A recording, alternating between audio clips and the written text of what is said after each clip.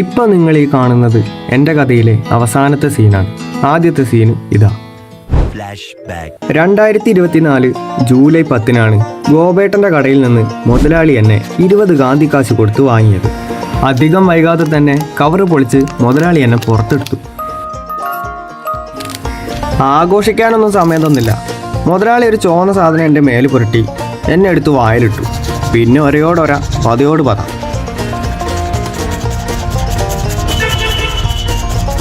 വൃത്തിയായ മഞ്ഞപ്പല്ല് ഇളിച്ചു കാട്ടി മുതലാളി എന്നെ കൊട്ടയിലിട്ടു. ഇതാണ് എൻ്റെ വീട്.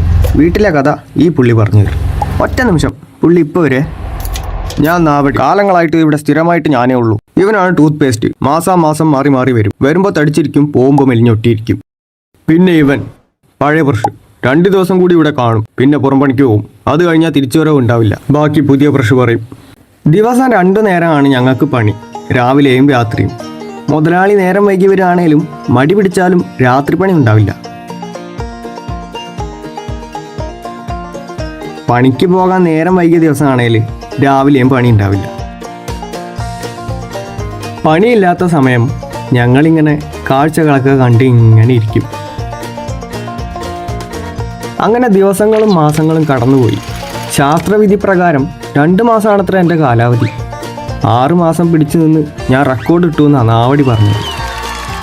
പെട്ടെന്നൊരു ദിവസം അപ്രതീക്ഷിതമായി പുതിയൊരു പണിക്കാരനെത്തി. ആളൊരു ഫ്രീക്കൻ. എന്താ ഒരു ഗ്ലാമർ, എന്താ ഒരു കളറ്, നല്ല ഫിറ്റ് ബോഡി. പ്രതീക്ഷിച്ച പോലെ പിന്നെ മുതലാളി എന്നെ തൊട്ടില്ല. പുതിയ ബ്രഷും പേസ്റ്റും നാവടിയും 2 നേരം പണിക്ക് പോയി. ഞാൻ വീട്ടിൽ തന്നെ ഇരിപ്പായി. എന്നും ചെയ്യുന്ന കാര്യങ്ങൾ പെട്ടെന്നില്ലാതാവുമ്പോൾ ജീവിതത്തിലൊരു ശൂന്യതയാണ്. അധികം വൈകിയില്ല.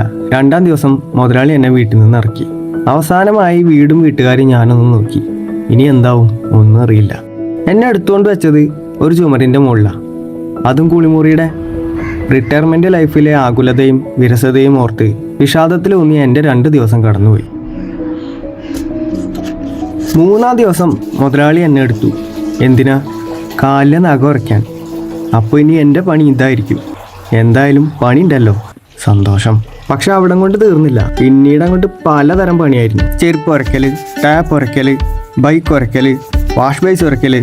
പ്രത്യേകിച്ച് ബൈക്ക് കഴുകുമ്പോൾ ഞാനൊരു അവിഭാജ്യ കടക്കായി. കയ്യെത്താത്തോടത്തെല്ലാം ഞാൻ തന്നെ വേണം വൃത്തിയാക്കാനേ. വണ്ടീൻ്റെ ചെയിന് വരെ ഉരച്ച് കരി വരെയായി. അങ്ങനെ കുറേ കാലം കടന്നുപോയി. എൻ്റെ കുറേ നാരും നിറവും പോയി. പെട്ടെന്നൊരു ദിവസം ഫ്രീക്കം ബ്രഷ് വീണ്ടും എൻ്റെ അടുത്തെത്തി. മുൻപരിചയം വെച്ച് അടുത്ത ട്രാൻസ്ഫറിന് തയ്യാറായി ഞാനിരുന്നു. ഇത്തവണ മുതലാളിയെ തന്നെ പിരിയേണ്ട അവസ്ഥയായി. വീട്ടിൽ വന്ന ആക്രിക്കാരിക്ക് വില അറിയാത്ത ഗാന്ധിപ്പണത്തിന് മുതലാളി എന്നെ ഒറ്റി. അല്ല, വിറ്റു. ആരോടും പരിഭവവും പരാതിയില്ല, യാത്ര പറച്ചിലുമില്ല. ഇതുവരെയും എല്ലാ നിമിഷവും ഞാൻ നന്നായി ജീവിച്ചു. പല്ല് തേക്കുന്ന പണി നിന്നപ്പോഴാണ് ഞാൻ പോലും അറിയാതിരുന്ന എൻ്റെ കഴിവുകളും സാധ്യതകളും ഞാൻ തിരിച്ചറിയുന്നത്. താളം തെറ്റുമ്പോഴാണ് പുതിയ ഓളങ്ങൾ ഉണ്ടാകുന്നത്. വ്യത്യസ്തതയാർന്ന ജീവിതത്തോട് ഞാൻ പൊരുത്തപ്പെട്ടു കഴിഞ്ഞു. നിങ്ങളോ? അപ്പോൾ ശരി എന്ന് സ്വന്തം ബ്രഷ്.